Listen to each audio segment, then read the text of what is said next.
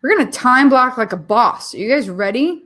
We feel like crap because we didn't get everything done on our list. It's not that we failed, right? It's not that we didn't work hard enough. We just worked within the wrong mind frame. So what can we do about it, right? How are we going to fix this? I want you to take out this sheet, the priority time tracker.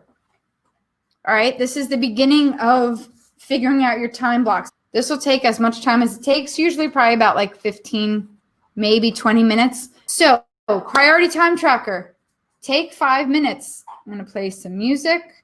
I want you to write down all your responsibilities and commitments. Homeschooling the kids, day job. Maybe you've got your music business running already. Maybe you've got clients. What are your responsibilities and commitments? And what do you need to recharge so you can be your best at those commitments? Start brainstorming a list of things that recharge you. Maybe it's reading. Maybe it's a bubble bath. Maybe self-care looks different for everybody. Some people feel that exercising and doing like a big cardio session really makes them feel great. Others are like, I just want to put my feet up and take a nap. Doesn't matter. Brainstorm all of the things that recharge you and list out all of the things that you are committed to. Maybe you're in school part-time. Maybe you've got elderly parents that you have to take care of. Anything that you're responsible for and that you've committed to that take up time, I want you to put it on that list, okay? Check back in with you in 5 minutes. List it out.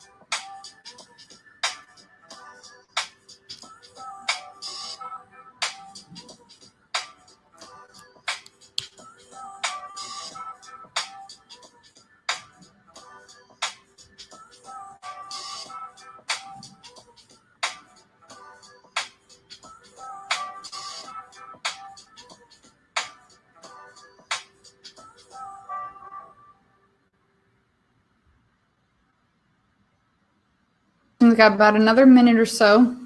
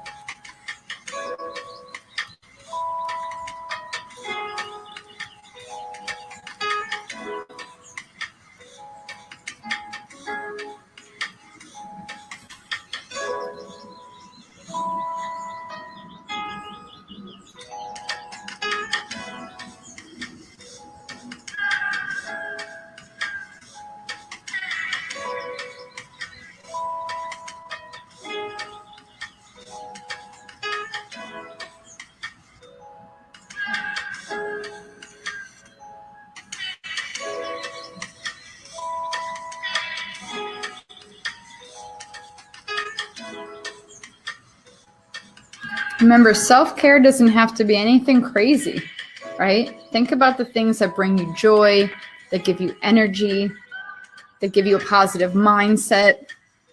Maybe it's calling up a friend, making time to talk with your friends more over the phone. Think about the things that make you feel good. Get them on that list.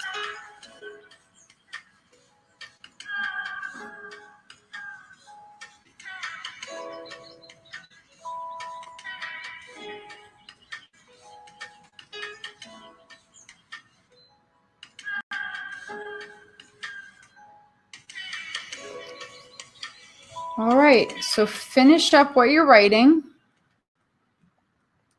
Some of you might have one or two main priorities and responsibilities and commitments that you got. Some you might be juggling a lot. You know, it's going to look different for everybody.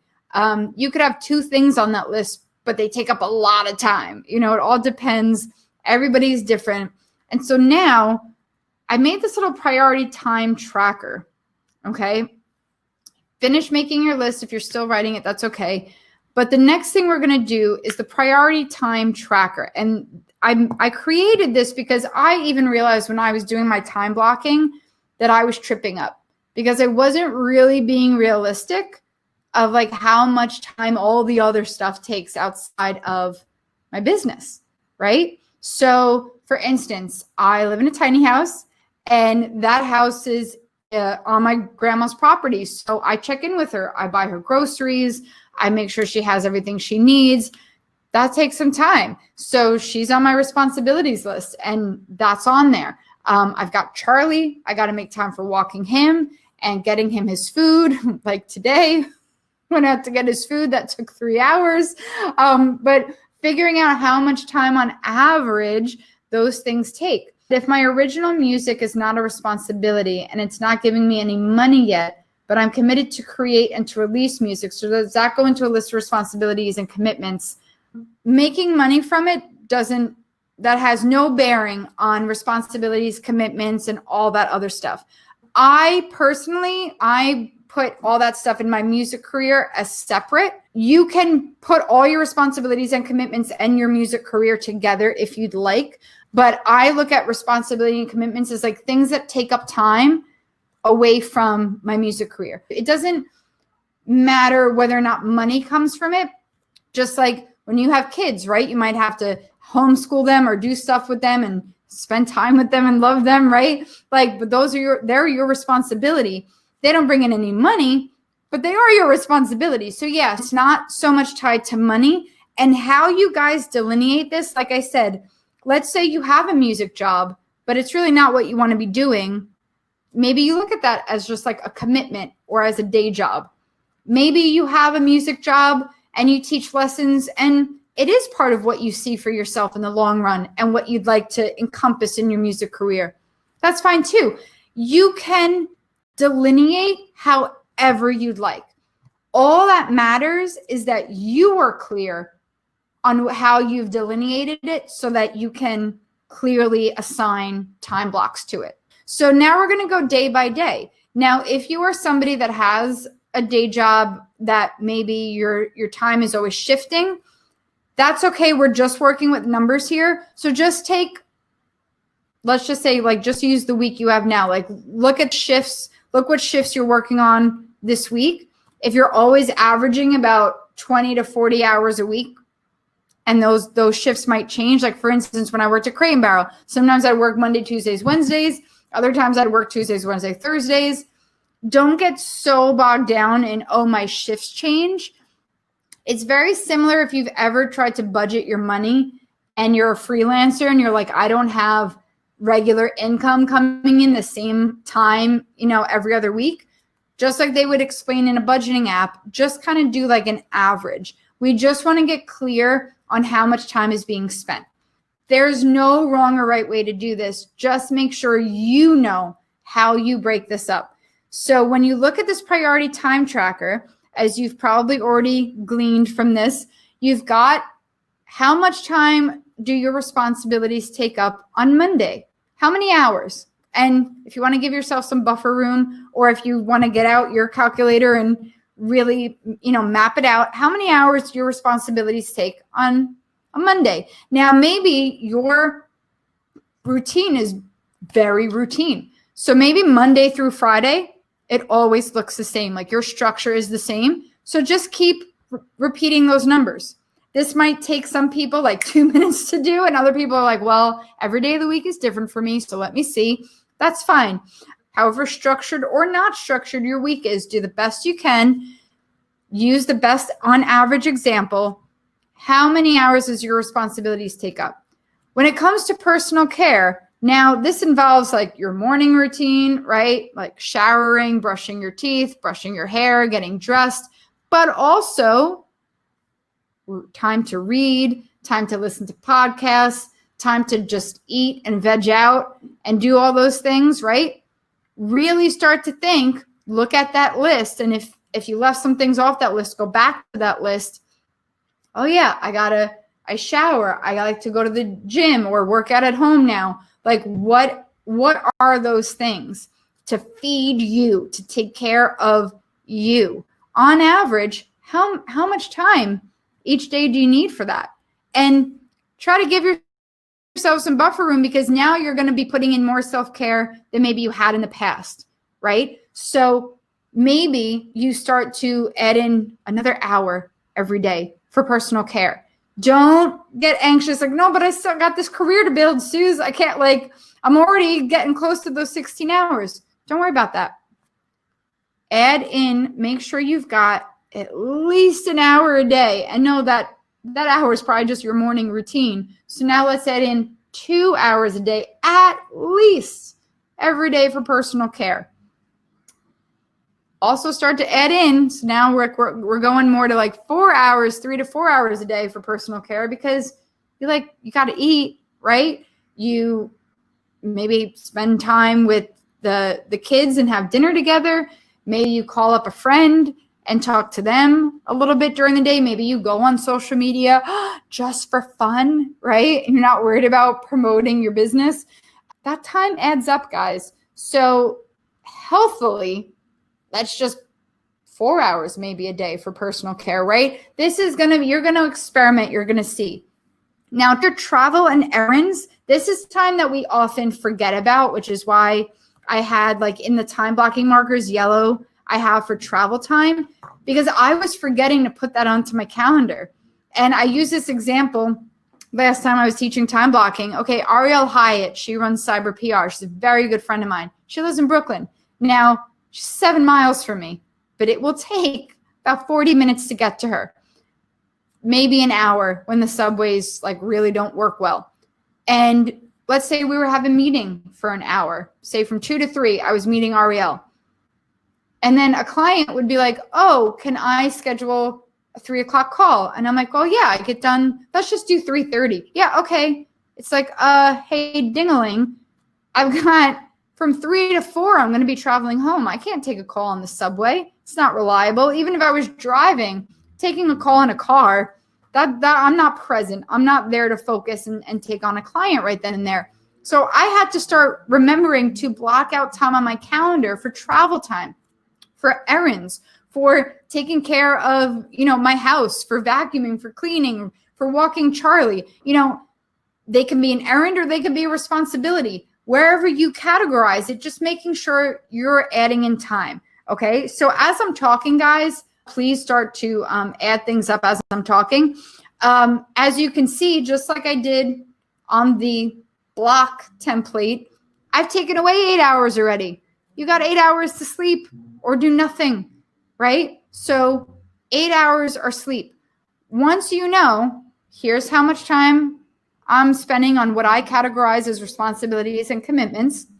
Here's how much time I know I need every day just to make sure that I'm a living, breathing person.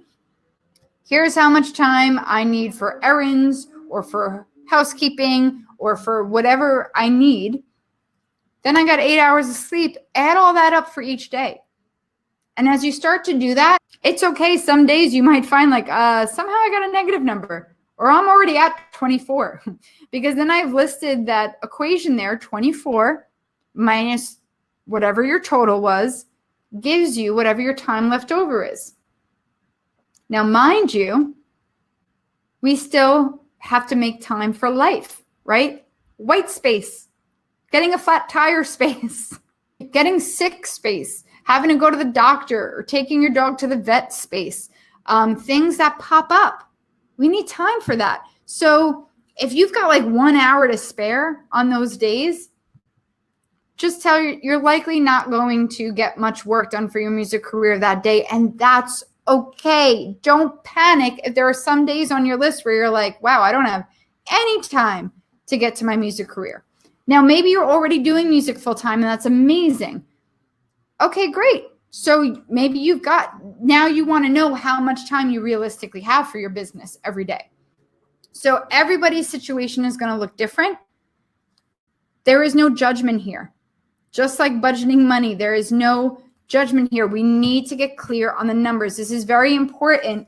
So once you're clear, guys, doing this is going to be a game changer, because once you know how much time you actually have, you can now start to be realistic in what you plan to get done on those days for your music career or for anything. We are doing awesome. I'll play some light tunes in the background while you guys figure out your numbers.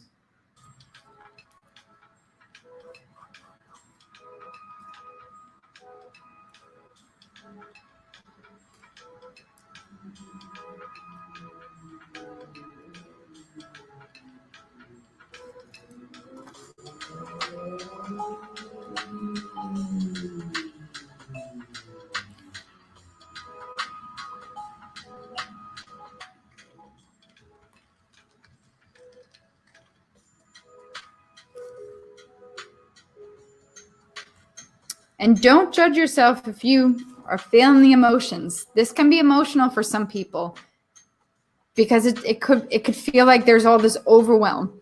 Let it wash over you. Let it pass. It's okay. Okay, believe me, sometimes the first time I've done some of these, I'm like, wait, what? I have how little time? What? And that's okay. Remember Parkinson's law. Tasks expand to fill the time it's given. When you realize I only have 1 hour after I've made room for responsibilities and self-care and errands and sleep and life happening, I've only got like 1 hour. You will find that 1 hour for that day is going to be your most focused time for your business. You are going to, once you know that that's what you're working with, you're going to use that hour so intentionally, you have no idea. It's a game changer, I'm telling you. So it's okay if you're like, oh, I'm realizing I don't have a lot of time. Doesn't mean you can't make progress. It means you're going to, more than anybody, strip away things that don't matter. You're going to learn how to delegate as much as you can. You're going to learn how to automate as much as you can, because you're going to now be focused on trimming the fat on the time you have.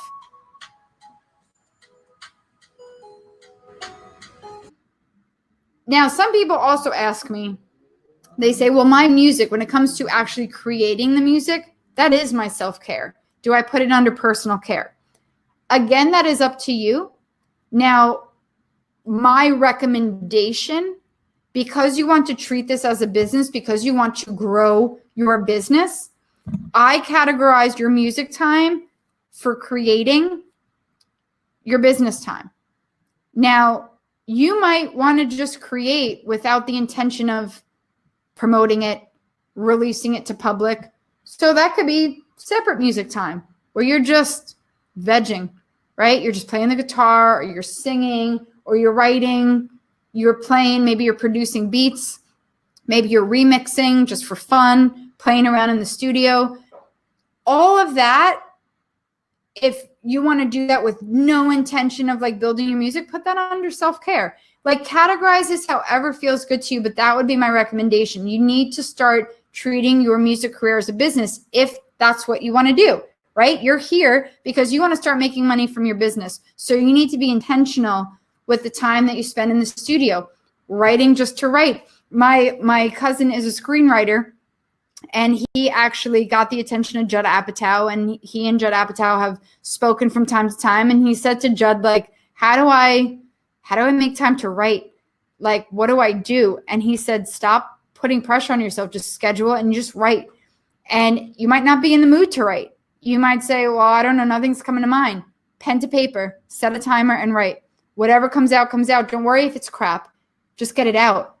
You have to treat it like a job and say, now's my time. I'm putting it on the schedule. I'm going to write my songs. Nobody says they have to be the song that's going to explode your career, but you got to practice your craft. You got to make time for it. Brian says the issue is finding that sweet spot of not too much music work to the point where I hear the toilet flush reverb. Yeah. So you got to just limit it, right? You got to experiment with setting time. So when you get in that studio to just create, right? Set a timer. Let that timer go off at the end of 2 hours and see if you're really in your zone, then give yourself another hour. If, like in Brian's situation, he's got that time, right?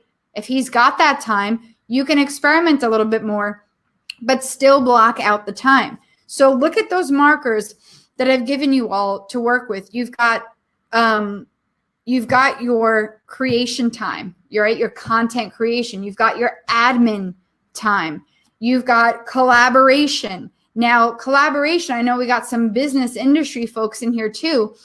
Maybe you're not going to songwrite with somebody, but maybe you're taking a meeting with a fellow collaborator. You're going to black out time where you're going to make time for those meetings. And so when somebody else wants to collaborate and like do something with you, you're like, great, here's the time I've made for that.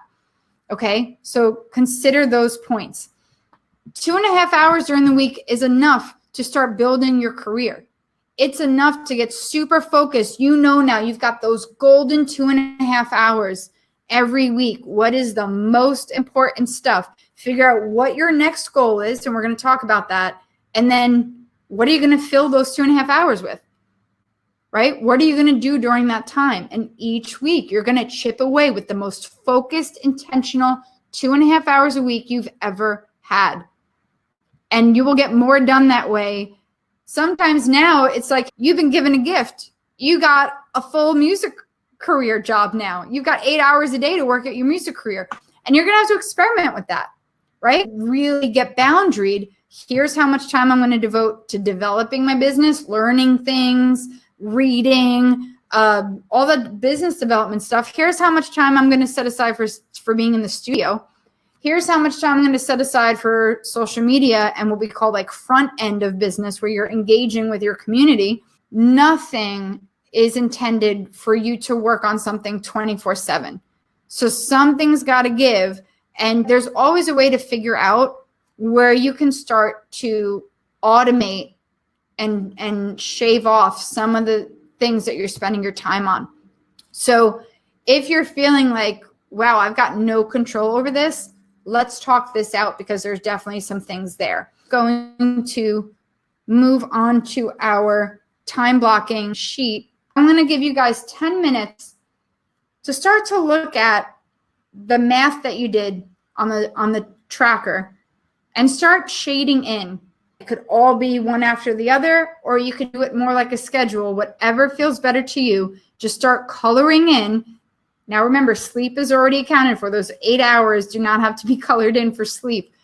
Start doing your additional personal care, your errands, your responsibilities and commitments. Start shading those in on that template. You could use your time blocking markers, or you could use your own. There's no wrong or right way to do it here. I'm going to give you guys 10 minutes.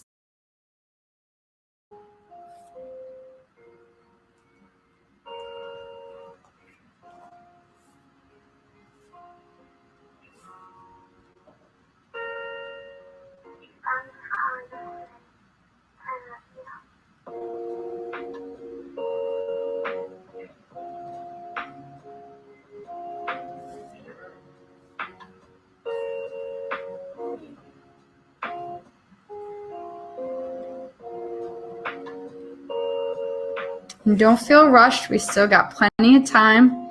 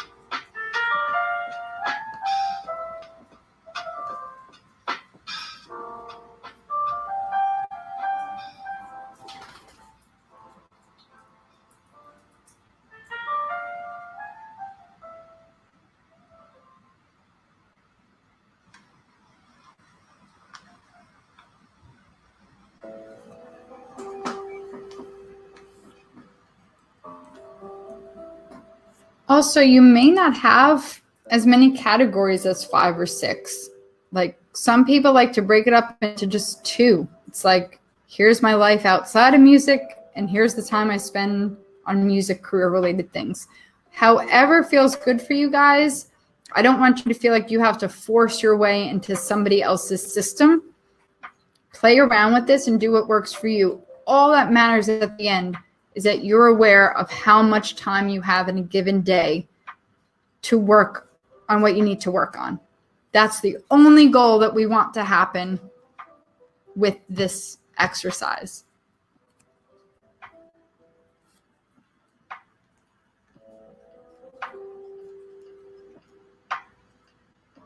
Okay. Take about another minute or so.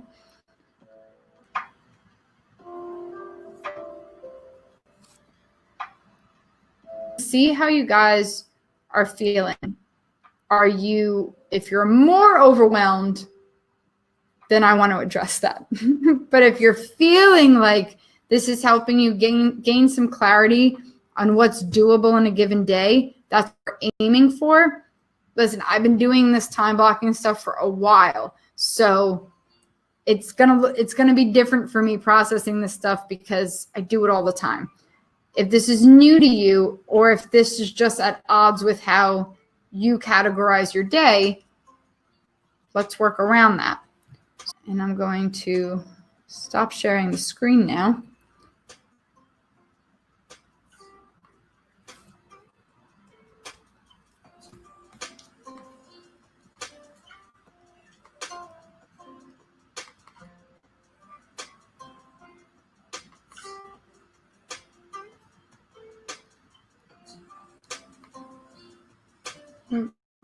Nope, not what I wanted to do.